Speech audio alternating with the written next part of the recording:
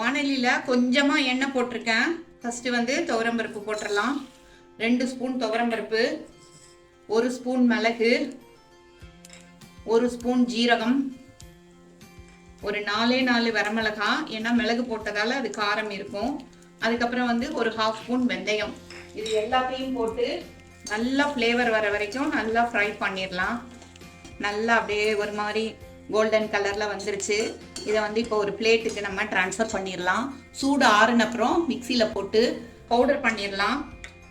அடுப்பில் வாண்லி வச்சுட்டு இந்த குழம்புக்கு தேவையான அளவு ஆயில் போட்டுக்கலாம். நல்லெண்ணெய் போட்டால் தான் கொஞ்சம் நல்லாயிருக்கும். இது மாதிரி வந்து குழம்பு வகைகள் எல்லாத்துக்குமே நல்லெண்ணெய் நல்லாயிருக்கும்.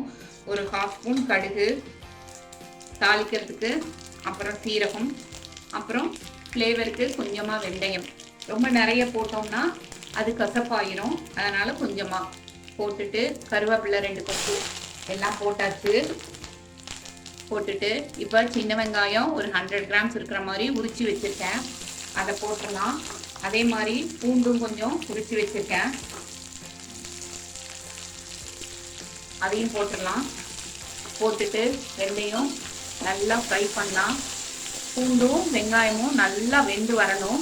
அது வரைக்கும் நம்ம வந்து ஒரு 5 மினிட்ஸ் ஃப்ரை பண்ணலாங்க. இந்த குழம்பு வந்து தோசைக்கு ரொம்ப டேஸ்ட்டாக இருக்கும். அதோட சுட சுட சாதத்துக்கு நல்லெண்ணெய் நல்லா ஊற்றி அது மேலே இந்த குழம்பு போட்டு சாப்பிட்டோம்னா அவ்வளோ ஒரு டேஸ்ட்டாக இருக்கும். மிளகு வந்து இப்போ உள்ள கிளைமேட்டுக்கு வந்து ரொம்ப ரொம்ப ரொம்ப நல்லது. அதனால் மிளகு, சீரகம் இது எல்லாமே ரொம்ப நல்லது. இப்போ வெங்காயம் வந்து நல்லா ஃப்ரை ஆகட்டும். வெங்காயம் பாருங்கள் நல்லா வெந்துருச்சு. பூண்டு எல்லாமே நல்லா ரோஸ்ட் ஆயிடுச்சு. இந்த பதத்தில் இருந்தால் தான் இந்த குழம்பு நல்லா இருக்கும், ரொம்ப டேஸ்ட்டாக. இப்போ நம்ம அரைச்சி வச்ச பவுடரை போட்டுடலாம். இதில் போட்டுட்டு அது கூட வந்து மஞ்சள்தூள் கொஞ்சம் போட்டுடலாம். போட்டாச்சு மஞ்சள்தூள். இப்போ வந்து இதுக்கு வந்து உப்பு கொஞ்சம் போட்டுடலாம். நம்ம பாருங்க, இதுக்கு தேவையான அளவு உப்பு எல்லாமே போட்டாச்சு. போட்டுட்டு இது வந்து இந்த இதோட நல்லா மெர்ஜார மாதிரி 2 கலக்கிடலாம். கலக்கிட்டு ஒரு நெல்லிக்காய் சைஸு புளியை வந்து நல்லா தண்ணியாக கரைச்சி வச்சுருக்கேன். நம்ம துவரம்பருப்பு போட்டதால் வந்து அது வந்து ரொம்ப கெட்டி கொடுக்கும். அதனால் நல்லா தண்ணியாக நல்லா இதுக்கு வந்து தண்ணி பிடிக்குங்க. பிடிச்சிட்டு நல்லா கொதிச்சு வர்றப்ப அது அப்படியே திக்காயிரும் உங்களுக்கு.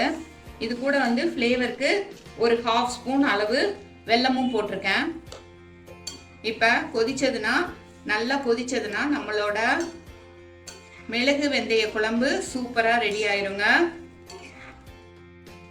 பாரம்பரியமான முறையில் தயாரிக்கப்பட்ட நம்மளோட மிளகு வெந்தய குழம்பு சூப்பராக ரெடி ஆயிடுச்சுங்க.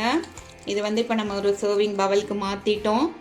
இது நல்லா சுட சுட சாதத்துக்கு இந்த கிளைமேட்டுக்கு ரொம்ப ரொம்ப சூப்பராக இருக்கும். தேங்க்ஸ் ஃபார் வாட்சிங் அவர் கிராண்ட்மாஸ் கிச்சன். எல்லாரும் ஷேர் பண்ணுங்கள், சப்ஸ்கிரைப் பண்ணுங்கள். தேங்க்யூ.